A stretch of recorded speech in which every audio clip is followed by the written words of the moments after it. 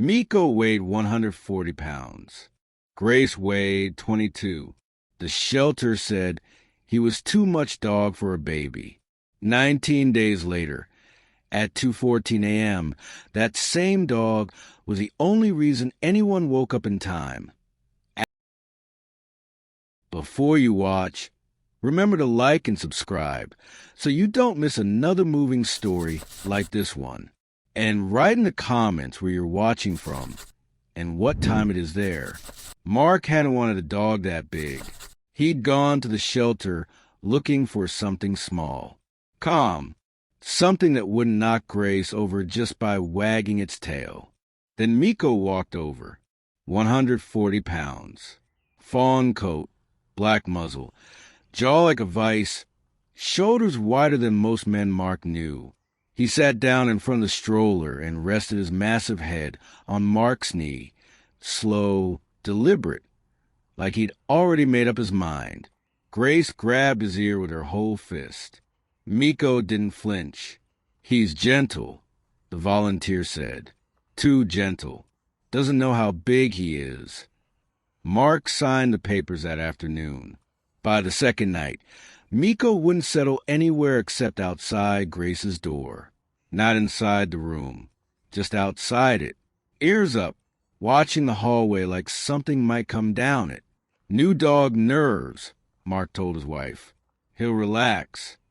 He didn't relax. He got worse. Every night, the same routine. Check the door, lie down, ears up, head lifting at every creak the housemaid settling. Some nights he wouldn't touch his dinner until he'd done the check twice. Then came the smoke detector. It was routine.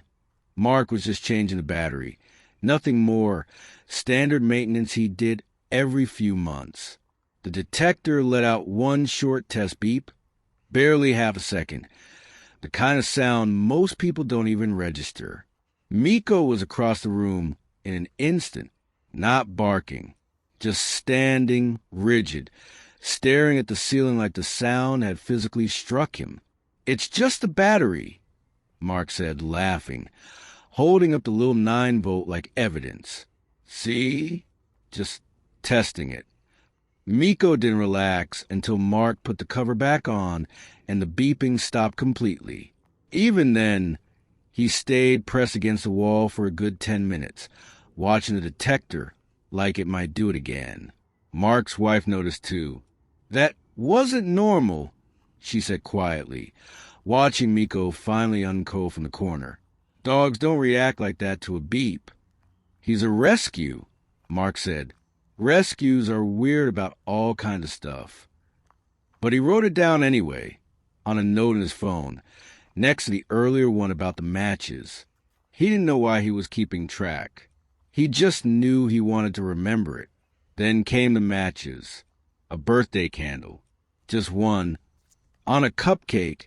Nothing dangerous about it. Miko backed into the wall.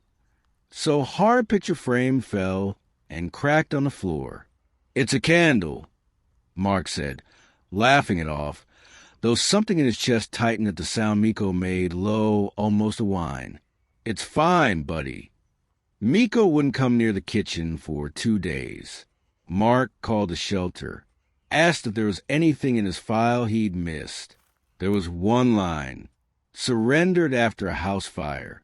No other details. No names. No record of what had happened to the people who used to live in that house. "Sometimes dogs carry things," the volunteer said, "even after there's nothing left to carry it for." Mark hung up and looked at Miko, sprawled by the fireplace they never lit anymore, and felt something twist in his chest he couldn't name yet. "Right, yes, if you already have a feeling about where this is going." 2 weeks in, Mark's mother came to visit. She didn't like Miko. Said a dog that size didn't belong near a baby, no matter how gentle people called him. "Look at him," she said, watching Miko plant himself outside Grace's door like every night before. "That's not normal, Mark. That's obsessive. You need to correct that behavior before it becomes a problem." Mark almost agreed with her. That night, standing in the hallway with his mother's voice still in his head, he actually reached for Miko's collar, actually started walking him toward the garage. Miko planted all 140 pounds and would not move. Mark stood there a long moment, hand on the leash, tore between what his mother said and the tightness in his own chest that told him something different. Then he let go, told himself he'd deal with it tomorrow. He never forgot that he almost didn't. March 14th, 2:14 a.m. The bark that woke him wasn't the mailman bark, wasn't the raccoon in the trash bark. This one came out wrong from the very first second. High, ragged, nonstop, the kind of sound that skips past your ears and goes straight into your spine. Mark was upright before his mind caught up to why. Then the smell, thin, sharp, wrong, not from the kitchen. Lower, behind the walls somewhere in the dark space between rooms where you can't see anything yet, only smell it getting worse by the second.